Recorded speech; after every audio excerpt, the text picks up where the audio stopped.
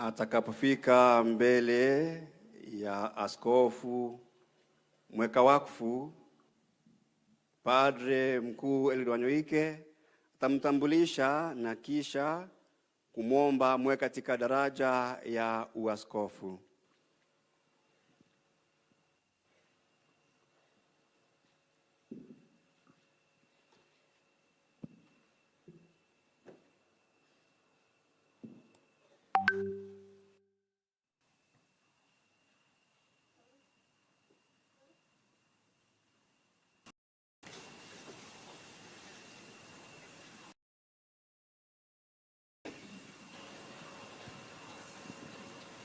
Baba mheshimiwa sana, kanisa la jimbo la Embu linaomba umweke Padre Peter Kimani Ndung'u katika madaraka ya uaskofu.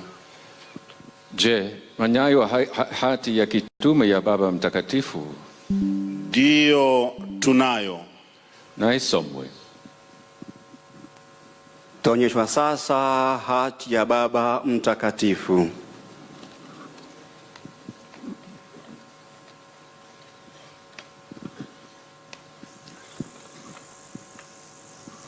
Ndio hiyo, tupige makofi.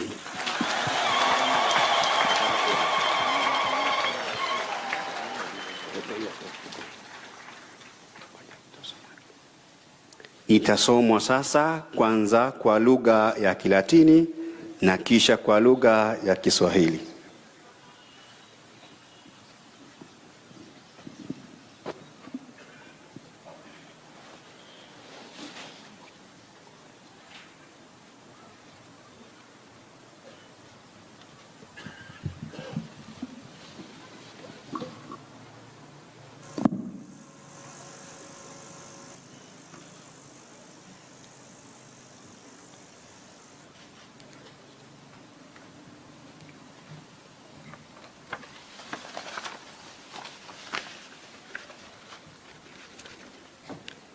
Francescus Episcopus, Selfus Forum Dei, Delecto Filio Petro Kimani Ndung'u, Ecrelo ac Dioceses Metropolitane Nairobiensis, Hec tenusque, Capellano Cacellanum in Kenya, Episcopo Ebuensi nominato, Salutatem et benedictionem, quindivies est in misericordiae, propter caritatum sum, quam delicti nos, convica vivificat nos, Christo et cum, cuis gratia salvati domus in eundem.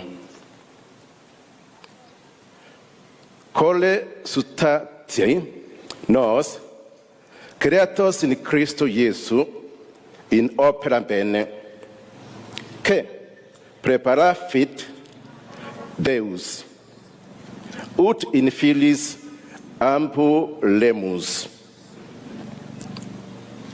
quo spirituatis, profectus et Christiane, navitatis candine suffrit, Dominicum Grantis custode, intel in vigilare os fungue eterni, pastoris pastorari caritati presta fare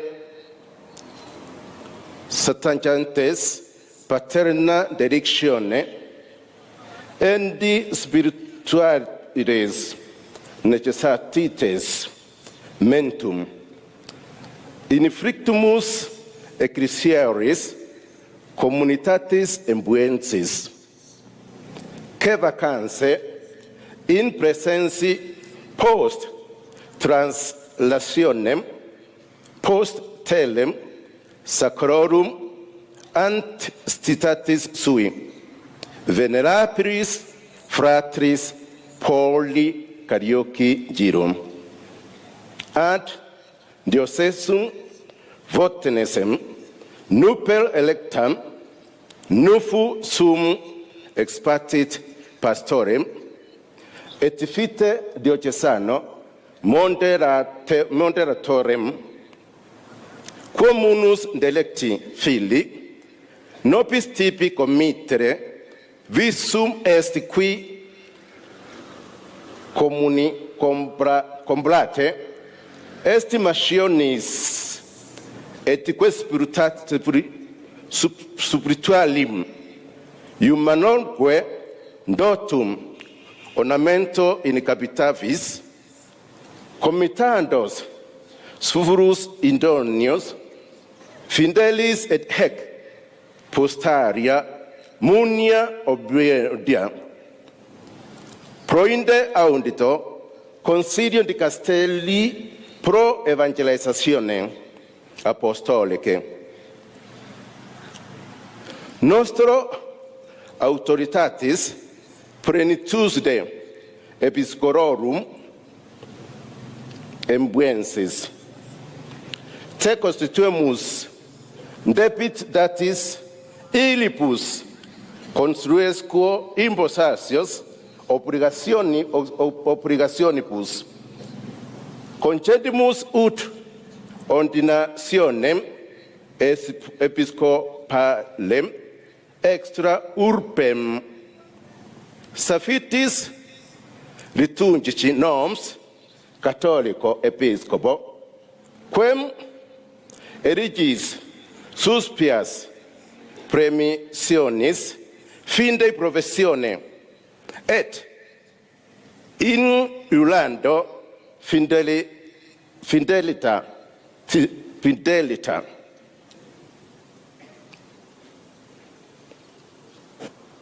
elga nos successorique fostras secundum sacro canones ec di nostro decreto in dioceas forumunus crelum et populum us ecclesiaris communitatis quos extotatum ut te patrem deligendo magistorumque audiemus accipiant actua ductit moderatione Christ voluntatem sincero corde in condianit vita and adempiant hec ovidia tibi commentantes deum exoramus qui conchandit tipi spiritum sapientia et revelationis in agione sui et greci ist tipi commendatio illuminatos oculos cordia ut sciatque sit spes vocationis eius datum Rome Laterane 15 mensis Augusti in solemnitate Assumptionis Beate Maria Virginis anno Domino millesimo ficesimo quarto pontificatus nostri duodecimo Franciscus Papa. Itasomwa sasa kwa lugha ya Kiswahili.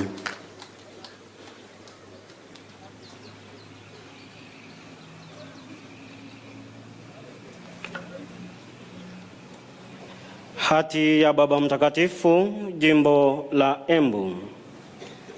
Francisco, askofu mtumishi wa watumishi wa Mungu, kwa mwana mpendwa wetu Peter Kimani Ndung'u, padri wa Jimbo Kuu la Nairobi, na hadi sasa padri mlezi wa kiroho wa magereza nchini Kenya, aliyeteuliwa kuwa askofu wa Embu. Salamu na baraka. Yeye aliye mwingi wa rehema, kwa sababu ya upendo wake mkuu anaotupenda nao, hutuhuisha pamoja na Kristo, na ambaye kwa neema yake tunaokolewa, hutuinua pamoja naye, tuliyeumbwa katika Kristo Yesu, tutende matendo mema Mungu aliyotangulia kutayarisha ili tuenende ndani yake. Waefeso sura ya 2 mstari wa 4 hadi wa 6 mstari wa 10. Tukiungwa mkono na ukuzi huu wa kiroho wa msingi wa utendaji wa Kikristo, tukiwa makini daima juu ya utunzaji wa kundi la Bwana na kujitahidi kuwahifadhi kondoo wa mchungaji wa milele kwa upendo wa kichungaji, tunayawaza kwa upendo wetu wa kibaba mahitaji ya kiroho ya jumuiya ya kikanisa Embu, ambayo kwa sasa iko wazi baada ya kuhamishwa kwa mchungaji wake Mheshimiwa sana wa mwisho ndugu Paul Kariuki Njiru kwenda jimbo la Wote lililoundwa hivi karibuni. Jumuiya sasa inangoja mchungaji wake mpya na msimamizi wa maisha ya jimbo. Kazi hii, mwana mpendwa, tumeamua tukukabidhi wewe, ambaye uliyejaliwa kuwa na sifa adhimu na pambo la karama za kiroho na za kibinadamu. Baada ya kuthibitishwa katika kuandamana na wafungwa, unaonekana kwetu kuwa wa kufaa kazi hizi za uchungaji. Kwa hiyo, baada ya kusikiliza shauri la idara ya uinjilishaji kwa utimilifu wa mamlaka yetu ya kitume, tunakuteua kama askofu wa Embu, kukupa haki zinazofaa na kuweka majukumu yanayoambatana na kazi hiyo. Tunakuruhusu kupokea daraja ya askofu nje ya Roma kwa mujibu wa kanuni za kiliturujia kutoka kwa askofu Mkatoliki utakayemchagua baada ya kufanya ungamo la imani na kiapo cha uaminifu kwetu na kwa waandamizi wetu kwa mujibu wa kanuni takatifu. Tunatamani wajulishe hati hii wa klero na watu wa jumuiya hii ya kikanisa, ambao tunawahimiza wakupokee kama baba mpendwa na mwalimu makini, na kutimiza mapenzi ya Kristo kwa mioyo ya dhati katika maisha yao ya kila siku chini ya uongozi wako. Tukikukabidhi majukumu haya, tunakuombea kwa Mungu ili akupe roho wa hekima na ufunuo katika kumjua yeye, na kwa kundi lililowekwa chini yako waangazwe nuru mioyoni mwao, wapate kujua tumaini waliloitiwa na Mungu. Imetolewa Roma Laterani siku ya 15 Agosti katika maadhimisho ya sikukuu ya kupalizwa mbinguni kwake Bikira Maria katika mwaka wa Bwana wetu wa 2024 wa 12 wa upapa wetu Francisco Papa. Tuseme wote tumshukuru Mungu. Kwa utulivu tusikize homilia ya Mhashamu Askofu.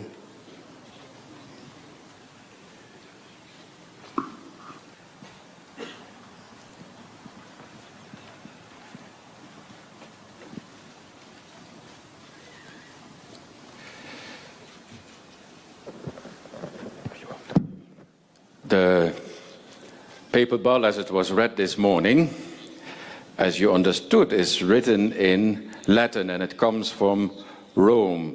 And it comes also in Latin to the nunciature. And so we have in one way or another to translate it, which is not always easy, though me, myself, and my secretary, Monsignor Luciano, are quite fluent in Latin, and Monsignor Luciano even more than me, but sometimes we sit like a day on translating that Latin because it's not for a first-class student, first-year student. You need to have a bit of practice to do that. And so when I've heard it again read today, I was very consoled because I thought the way I struggle with Swahili, others struggle with Latin. So therefore, I feel a bit relaxed this morning. But we are not here to speak about Latin. Today, dear Monsignor Peter, we come because of you, because of this special day, as we are going to witness the Episcopal ordination of yet another Christian of the Church in Kenya. And I think that many of you know, and it was also here shown this morning, that Father Peter Kimani has been working for years as a chaplain in the prisons. He knows that world and its citizens inside out. In many ways, we, ordinary people, we try to stay away from prisons and from its inhabitants. We even fear going there. It is a system which for many is shrouded in darkness and mystery behind walls and barbed wire fences. It's not something that you would do for a Sunday outing.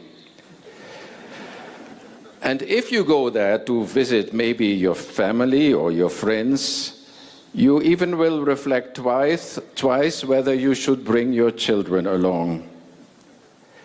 In old times, the prison was called a carcer or a dungeon. And it implies a very dark and sinister system that people really want to keep away from. In many ways, that concept of dungeon is of course also connected to our idea of purgatory or hell even. And let's face it, even if the prison is clean and provided with all kinds of facilities, a hell it remains. To be robbed of your freedom is always a difficult thing to accept. To be behind bars and in chains is not what the average person desires in his life. Father Peter Kimani comes from that kind of reality. He has worked there for many years, and he came to know the prisoners by name. He listened to their stories and came to understand their fear and frustrations. Yes, sure, some of the prisoners may have committed heinous crimes, but even they, the worst of criminals, have families, have children, have dreams, and even have good intentions. People can be murderers and rapists, but there are also many other things than that. That is what Peter Kimani came to know about those prisoners. He came to know those human stories about their pain and their suffering in the prison system. Peter worked so long in the prisons that his friends started to call him the prisoner, because it seemed he would never get out of there again. A lifelong sentence it was, so it seemed. The life of Peter Kimani, reminds me in a way of the life of St. Paul the Apostle.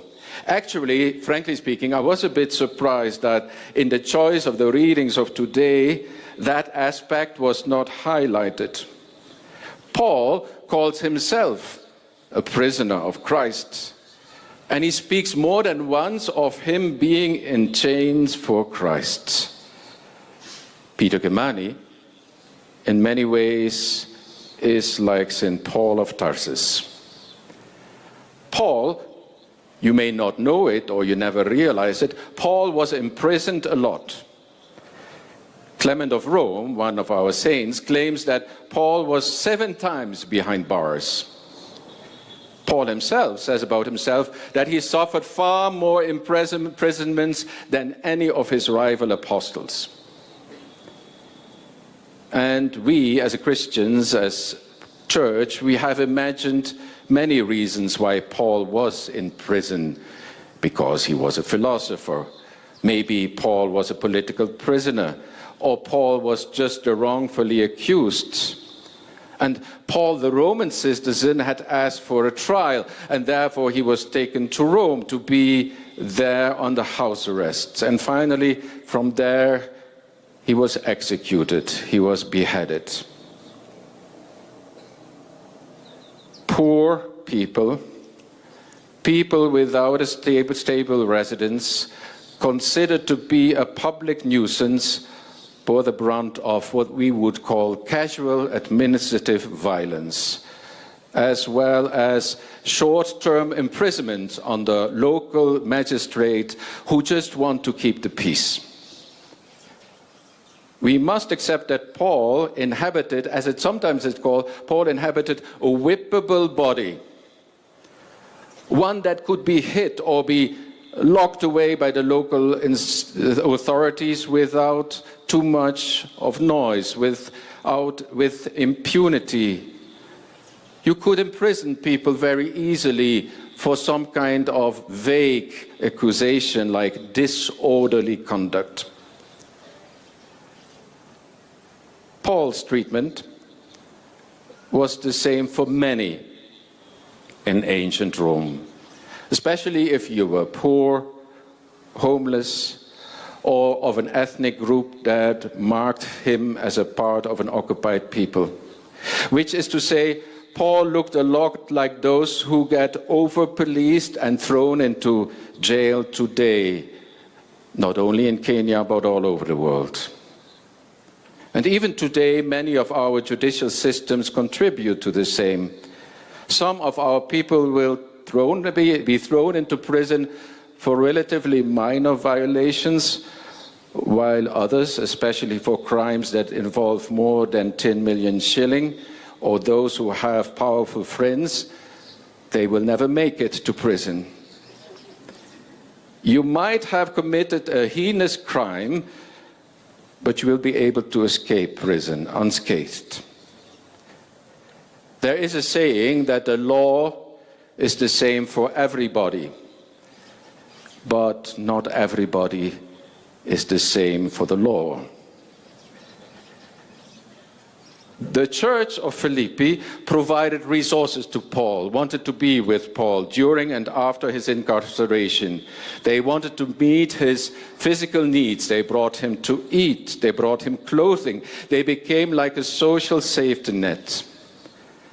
And the Philippians in that time sent a man called Epaphroditus to Paul to make sure that he had the means of surviving behind bars. And they wrote letters back and forth with Paul while he was in prison in that time. And they even prepared a guest room for him when he was finally released. These basic forms of support, sending visitors into prison, writing letters, opening our homes to people getting out of prison, are still basic needs, basic tasks that are needed today. Father Peter Kimani was involved in all this, and he could explain it much better than me.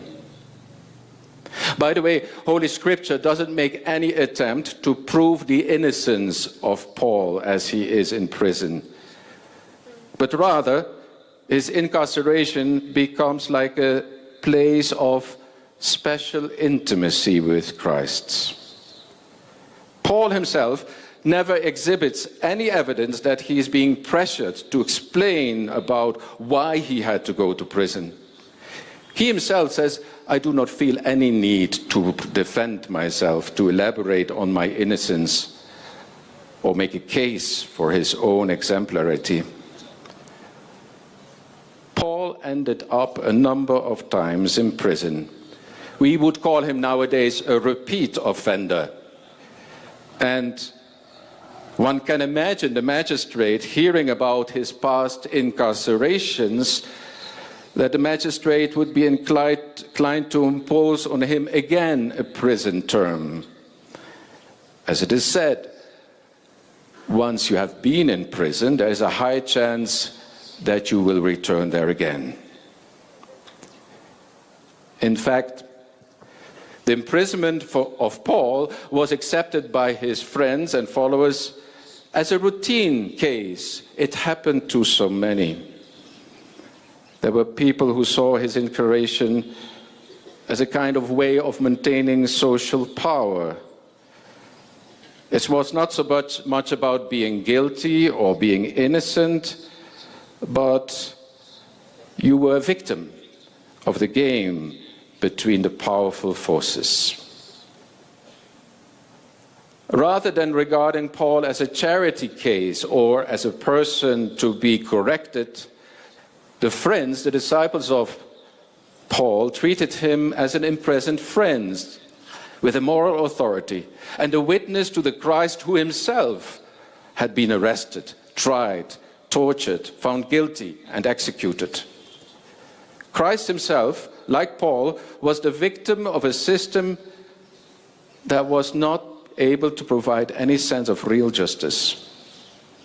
Paul, like Christ, was just too poor, too outcast, too little friends high up. Remember, all this happened 2,000 years ago. But where are we today in terms of justice and prison system? Prisons, and that is also, I think, an experience of Father Kimani, prisons make people sick. And there are strikingly similar death-dealing dynamics in the prisons all over the world and also here in Kenya. Not only were ancient prisons places where disease can be rampant, but they were also places of hunger and scarcity, where prisoners were abused and their few rights left were trampled upon. And in prisons, and that is also the case in prisons in this day and age in Kenya, but also in many, many other countries, in prisons, many times suicide is considered a noble way out. And the suicide rate of people incarcerated in jails is therefore 3 times higher than the national average. Paul, being in prison, even being sick to the point of death, he presents it all to Christ. And he says, I want to do this for Christ. I want to be with him on the cross. That is the Christian way of interpreting it. But Peter